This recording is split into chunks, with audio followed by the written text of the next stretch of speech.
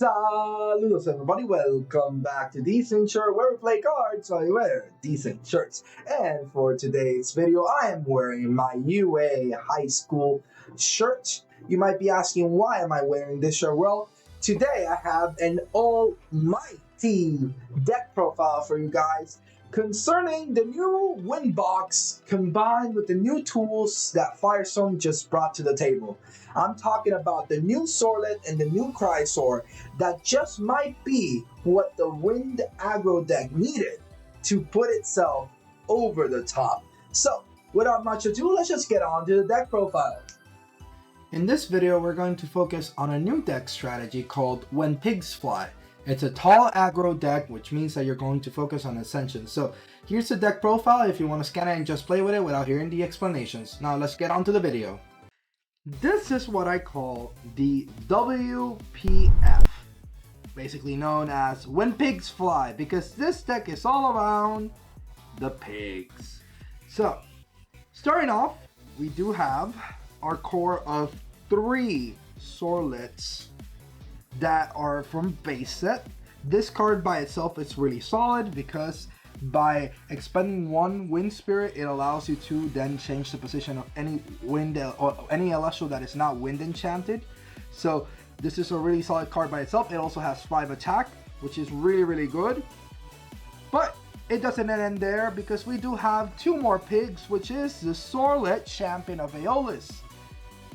The fact that these have titles and this one don't mean that we have multiple copies of the same card, which is amazing because it is very important for our next card. So if you don't know what Soarlet does, basically Soarlet has 4 attack, 3 defense, which is really solid by itself, but also the idea that when it destroys an celestial in battle, you're able to then search for either an Aeolus or a Champion of Aeolus. And why is that important? Well, the reason why that is important is because to round off our core of pigs, we have the Chrysoar, Champion of Aeolus. So Champion of Aeolus Chrysoar is really good because it is 7 attack and 3 defense. That means that it's not cryoblastable.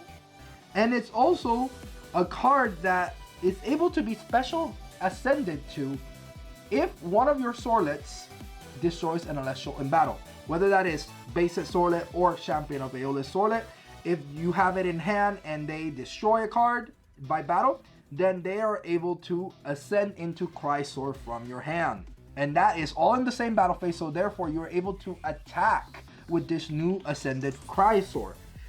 Now, why does this combo work? Why is this a core? Because Soarlet, when it destroys, can search for the Chrysoar. And then that Chrysoar, even though it wasn't in the hand at the moment that Soarlet destroyed an celestial, since it recognizes that Soarlet has destroyed something in this turn, it is then able to ascend into Chrysoar, and that's where this gets out of hand, or at least really strong, because it means that you can attack essentially 2 times in a single turn. Adding to that, we do have a small Pantera core, where we're playing 2 Hydrix and 1 Twindra and 1 Pantera. Why 2? Because we really want to make space for other cards, and also because this is not a Pantera-centric deck. It is actually more pig-focused, so therefore we decided that we would have just the option of going for the Pantera, or at least baiting out Gorgon's Gazes through the Hydric, so that we could then go for our actual play, which is the Chrysoar. Either way, we still have the Pantera, so it is a possible play, and we can definitely play towards that out if it's a win condition.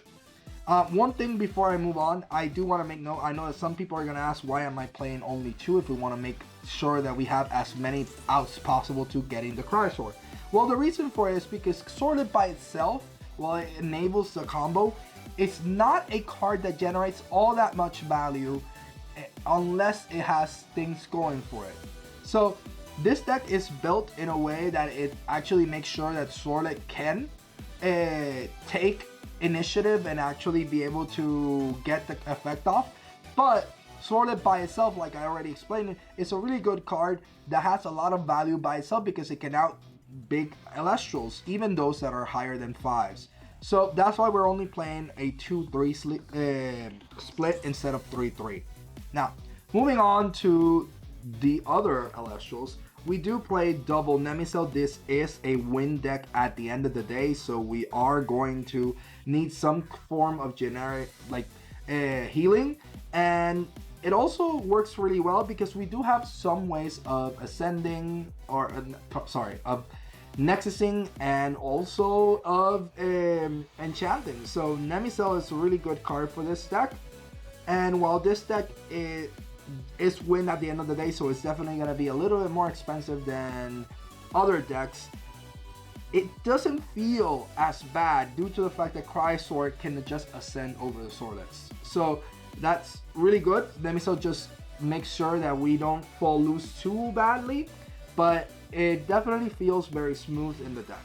Now, going on to our one-offs, we do have Exalter. So as you can see, we have 2 cores, and Wind has always been known for having like a toolbox centric strategy, and we want to make best use of that. So for that reason, we're both joining the Chrysoar engine, the Pantera engine, and then we're just gonna have a lot of one-offs that are really solid. And since it's all searchable with Aeolus, it all makes pretty good sense. So the Exalter is gonna be really good to burn our opponents, usually to end games with the Exalter, but it also allows us to Nexus so we can then ascend into something like Pantera. We also have a Pegasus, and Pegasus is actually very interesting. Pegasus does waste your normal cast on cast, but right now the format looks like people are gonna be using a lot of Hurricane because cards like Void are very scary, and even Void themselves are using Hurricane so they can get their effects off. So Pegasus is actually going to stop a lot of the people that are playing counter to the Hurricane. So we do play Hurricane ourselves, but Pegasus is a really solid option to try to punish those opponents that are only playing 1 counter rune at a time. We do also play Galaxair. This Galaxair is really solid because it allows us to punish a lot of big beaters that only have like 2 or 1 defense, and Galaxair by itself can basically out them. So that's really solid in the deck. We also play one of the newest champion of Aeolus, which is Galaxair. This champion of Aeolus, Galaxair, is a really interesting tech that I play in this deck. If you don't know what it does, basically, when you search this Galaxair with the effect of Aeolus, you're able to special cast it to the field directly. So that means that this can be used as a Nexus bank, but it can also be used as a Ascension tool, because this deck does have a couple of Ascensions like Chrysoar, Twindra, and Pantera, and we normally don't want to see it in our hand. Chrysoar a little bit more than the Pantera and Twindra, but regardless, if we have a lot of Ascensions in hand, or we just have a play with the Ascension, this Galaxair actually facilitates us to be able to cast those things. So even if we draw a Twindra, if we have Aeolus, we can just go Aeolus to Galaxair and then ascend into Twindra. So you still have plays with that, and that's one of the toolboxy natures of this deck, which we all love. Now, moving on, we do have 2 Eddies, and the reason for the 2 Eddies is because we do have like sort of a theme here, where we have the Soarlets, and we're gonna see other cards that are going to enable us to like change positions of the Elestrals. So for that reason, Eddy just feels really good. It's another response card, so it's a card that we're gonna be really happy to see in our starting hands regardless.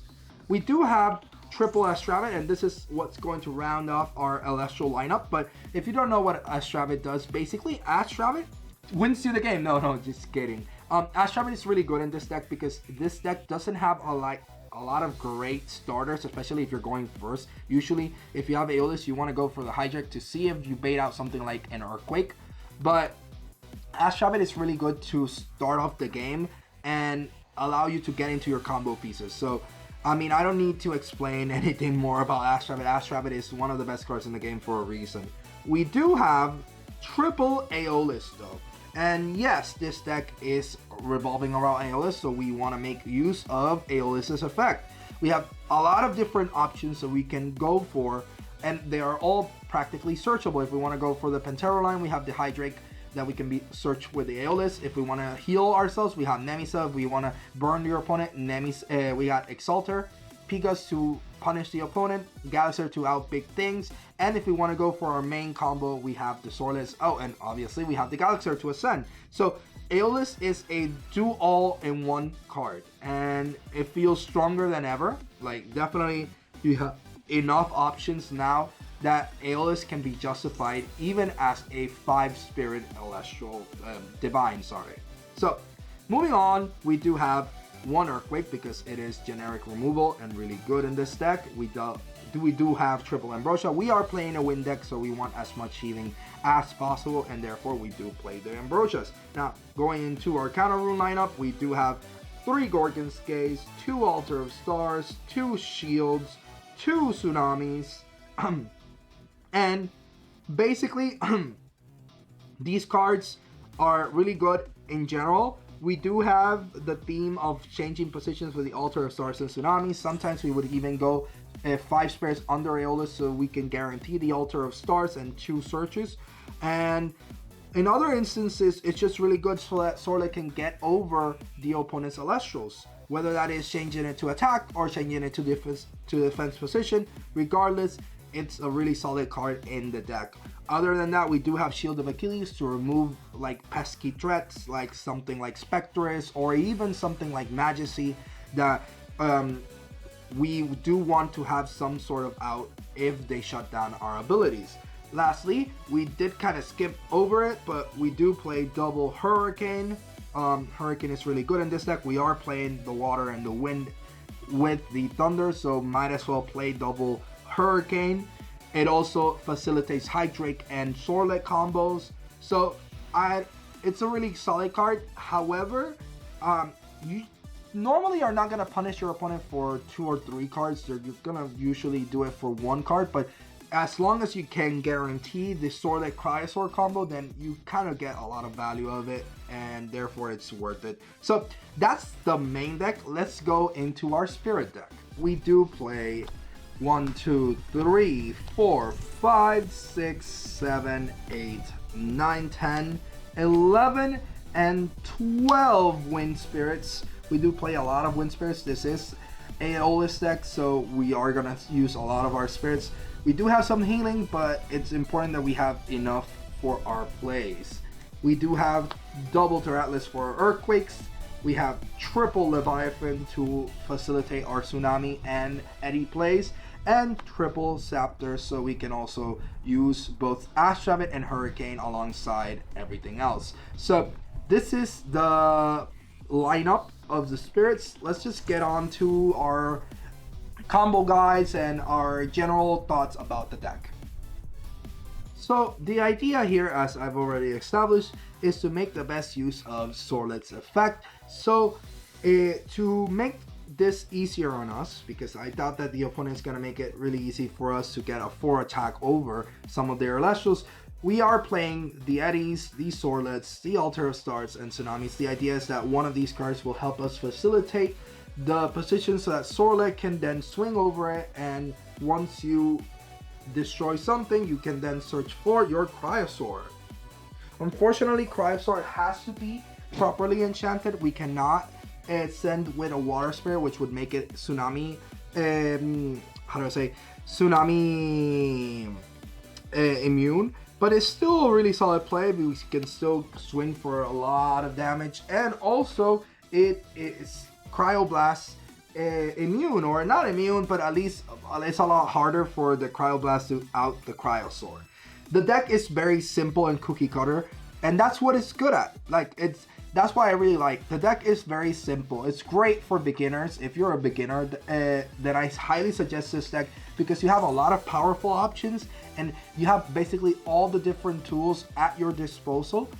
You just gotta learn how to play it effectively, and Chrysoar offers something that Wind didn't have before, which is a really aggro strategy that didn't require as many spirits. Realistically, the Soarlet, as long as you're able to get a KO with one of them and add the Chrysoar, or if you already have the Chrysoar and you have the other Soarlet, it's just going to be really, really strong, and your opponent has gonna have to use one of their one-ups like Restings or Earthquakes, or even like a poison-tipped arrow. It's just gonna turn this into a 5 attack.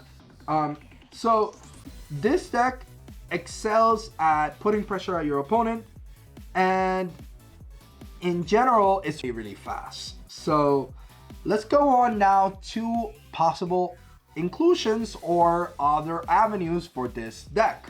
Starting off with more like generically good cards, we do have Breeze of Sephiroth and Caduceus of Hermes. So if you don't know what Breeze of Sephiroth does, it is the newest wind counter rune, or like one of the 4 newest counter runes that were added in Firestorm, and it says that you can Nexus 1 wind or solar, and if you do, you give each of your Celestials +2 attack as long as they are wind or solar enchanted. You can see the synergies with this deck by being able to raise the stats of your Soarlets so that then you can ascend into your Chrysoars. You can also Nexus in a way that would allow your receive effects like Nemicel and Pegas to trigger multiple times while also raising their stats. This is a really solid card. The only thing that I really didn't like about it, which is why I didn't put it in the main deck, is because I really wanted to hone into the wind portion of the deck. But you could definitely justify one solar to play the Breeze of Sephiroth. You're just gonna make sure that you're gonna have Nexus banks so you can use it. So the other one, which is the really funky one, is Caduceus of Hermes. So this one has a really cool interactions in this deck, because what it says, first of all, it's an artifact that doesn't raise stats. So that's one of those stats that usually usually those artifacts are not that great. However, if the Empowered Celestial is destroyed, you can target another wind Celestial in your spirit, in your underworld, that is 1 spirit cost, and then you are able to special cast it to the field. There's a lot of really funky things you can do with this. For one, if you go and use it on a Hydrake and you have something like a Soarlet in your underworld, you can go Hydrake, swing, crash, and then bring your Soarlet and also special cast your Twindra. That's one of the avenues that it could really work, or vice versa. You could go Soarlet, and if they're able to out your Soarlet or Chrysoar, you could then revive your Hydrakes, which you only play 2 of, but again, since it's so searchable, you can definitely play towards those kind of endgames. One of the more interesting plays, however, is that you can empower one of your opponent's Celestials if you know that you're going to be able to destroy it. And if you have another Celestial in your underworld, well, that's where it gets really interesting, because you could, in theory, go, let's say, Soarlet, base set, change the position of the Celestial, empower Caduceus of Hermes, swing with the Soarlet, and if you have Chrysoar in hand, you just ascend into the Chrysoar, but you can also revive. Like, that's what's so crazy to me. Like, you have so many ways of making Caduceus work that, in theory, I don't know why I don't play. I guess it's because it's not as consistent, and it definitely needs more setup. But regardless, it's a crazy card. I think this card has a lot of potential, especially in a wind-centric deck like mine. Now, moving outside of those more generically good cards in wind, we do also have some cores that you could combine the pigs with that could be just as good as the Hydrake deck. So, for one, we could just go the more obvious route of going with the Hermes package, because Hermes is another divine. It would allow you to have more Nexus banks and also have more avenues, more toolbox aspects, because you can have the toolbox engine of Hermes, like the Exalter that gets +3 attack if your Hermes is in play. So a 1-drop with 6 attack is not too shabby, as well as if you if you special cast it from your underworld that turn, it is immune to battle destruction, so that's really solid. You could join that with Caduceus of Hermes or other cards that we're going to mention. You do have access to Carrion as another way of using it for Nexus or special ascending purposes, so that's really solid. We do have Hermes Trickery, which could work really solid in this deck, because you can go with the more shenanigans of reviving your own Celestials. As long as if you have a Hermes in play, you can target one of your own Celestials, destroy it, and then special cast one other Celestial from your underworld with the same spirits that you had on the Celestial that you destroyed. So this is really good for the idea of evading cards that target, for example, an Earthquake, a Boombat, a Resting on your Laurels. Once they use their effect and target, you can go Hermes Trickery, destroy your own Celestial, and then revive another one, and their effect basically becomes null because it's a new Celestial that they did not target. So those are really solid cards. You can definitely add other cards like Carry Off and such, but I think that these were the more noteworthy ones. You could definitely go for Drockadoodle, but that would be just more expensive plays.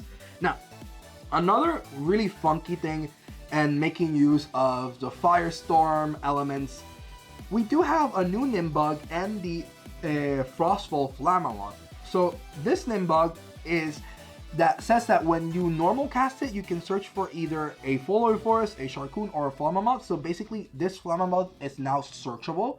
And with all the newest cards that we've added throughout the different sets, Wind feels like it has more than ever ways to ascend into their big guys, and Flammoth is one of the better ones because it allows you to negate counter runes, runes in general, by basically expending 2 fire. So this is another avenue you could definitely take the Chrysoar deck in, especially because the Chrysoar has 2 wins, so you could just ascend over the Chrysoar with the Flammoth if you wanted to. Now, onto the more competitive core that I think a lot of people are going to explore once they realize that Chrysoar is really good. It is the Werepup, Lunar Phase, Full Moon, and Like a Void engine, because the pig engine is really not like super big. You don't really need that many cards to make it work. So joining it with another core that doesn't really need that many spares or that many cards to work sounds like a match made in heaven, and therefore Werepup with Like a Void seems like another great avenue for the deck to just go very aggressive. You can just attest to put a lot of damage on the board rather easily and quickly. So you can join these two to put a lot of pressure on your opponent. So in general, as you can see, even though I went the Pantera avenue, Chrysoar is a card that has a lot of potential, and also is splashable in other decks as long as you can cast in the Wind, and that you can make sure that the Soarlet can get its actual KOs. If you can guarantee that, then this is a really solid strategy that I think a lot of people should try to explore, and hopefully they will once the metagame of Firestorm is established. So having said that, I want to hear from you. Was there a card that I did not mention that you think should have been added to the list? Was there a card that you think would go better, or is there a card that you think would be better for this list? Really, please just write it in the comment section. We just made the 100 subscribers achievement milestone, whatever you want to call it. And I'm super pumped because I have a really cool video planned for that. But in the meantime, I encourage you that if you haven't subscribed already, then please do so. The pigs are calling you to subscribe and like the video if you haven't. And we're definitely going to be uploading a match between the Suppression deck and the Chrysoar deck in the following days. So I hope that you guys look forward to that when it comes out. So having said that, that will be all from me, Decent Shirt, signing out.